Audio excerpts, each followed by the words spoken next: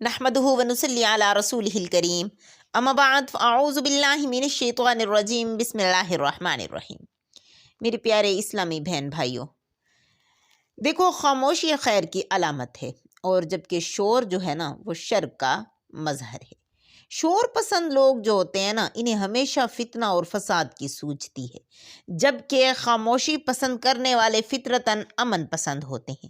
انسان خاموشی کو توڑتی ہوئی ایک چیخ کے ساتھ اس دنیا میں آیا ہے، نتیجتاً وہ ساری زندگی ہنگامہ بازی میں گزار دیتا ہے، ہر وقت بے اطمینانی، مسئلے، پریشانی، اضطراب، لیکن موت کی خاموشی آتے ہی وہی پریشان حال انسان کتنا شانت اور کتنا پرسکون ہو جاتا ہے۔ ہنگامہ اور شور زندگی کے صحیح عکاس نہیں۔ دیکھو، اسی طرح سناٹا اور ویرانی بھی زندگی کے ترجمان نہیں۔ ان کے برعکس خاموش زندگی کی حقیقی عکاسی کرتی ہے۔ دیکھو، جو لوگ سناٹے اور خاموشی میں فرق نہیں کر پاتے، وہ خاموشی کی اہمیت نہیں جان سکتے۔ سناٹا بے روح اور بے آواز ہوتا ہے، جبکہ خاموش زندگی کی عکاس ہی نہیں، زندگی کو جنم بھی دیتی ہے۔ آپ حیران ہوں گے کہ ایسا کیسے ہو سکتا ہے؟ دل کی دھڑکن کا ہر بار ایک وقفے کے ساتھ خاموشی اختیار کرنا اور پھر خاموشی کے اسی وقفے سے اگلی دھڑکن کا جنم لینا زندگی کو جنم دیتا ہے۔ پھر خاموشی سناٹے کی طرح بے آواز بھی نہیں، بلکہ خاموشی کی اپنی ایک زبان ہوتی ہے۔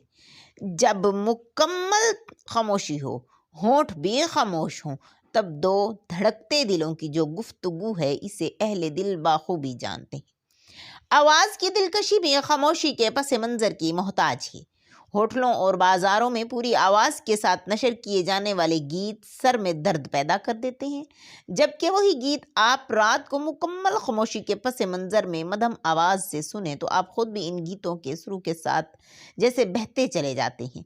دیکھو، سرگوشی اور دھیمی گفتگو کی خاموشی کی طرف جھکاؤ کے مظہر ہیں۔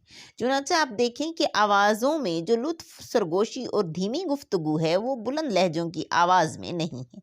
بعض لوگ خاموشی کو شکست کی آواز سمجھتے ہیں۔ ایسے لوگ تاریخ اور مستقبل سے بے خبر حال مست ہوتے ہیں، اور یہی نہیں جانتے کہ خاموشی تو فتح کی پیش خبری ہوتی ہے۔